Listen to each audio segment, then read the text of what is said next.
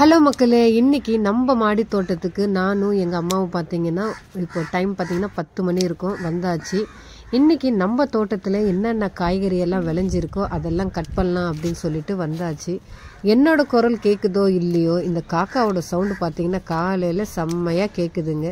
இப்போ வெண்டைக்காய் எல்லாம் பார்த்தீங்கன்னா பறிச்சுக்கிட்டு இருக்காங்க. அப்புறம் கத்திரிக்காய் பார்த்தீங்கன்னா இது ஒரு டிஃப்ரெண்ட்டான ஒரு கத்திரிக்காய், ஆனால் நல்லா நீட்டாகவும் இருக்கும், நல்லா ஷைனியாகவும் இருக்குது இந்த கத்திரிக்காய்.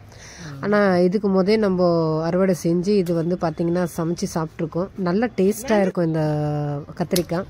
இதில் பார்த்திங்கன்னா இந்த கத்திரிக்காயில் வந்து எப்போவுமே காய்ச்சாலும் நாங்கள் வந்து எண்ணெய் கத்திரிக்காய் தான் பண்ணுவோம்.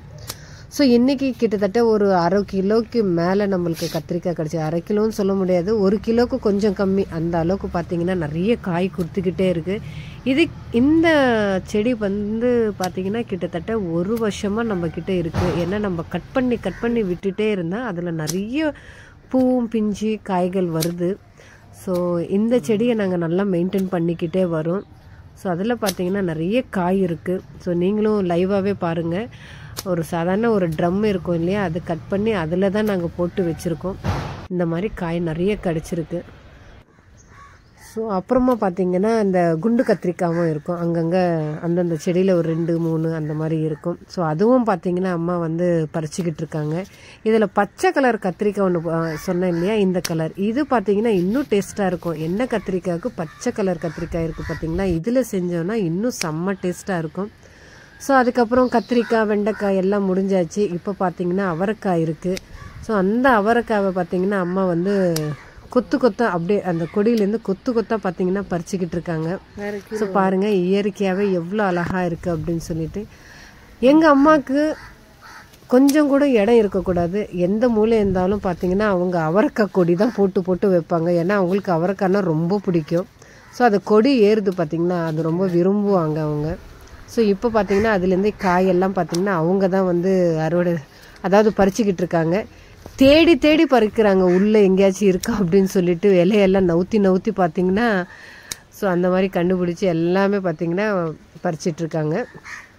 ஸோ ஆல்மோஸ்ட் பார்த்திங்கன்னா இந்த இது செடி ஒன்று கிடையாது, இது மூளைக்கு வச்சுருக்காங்க.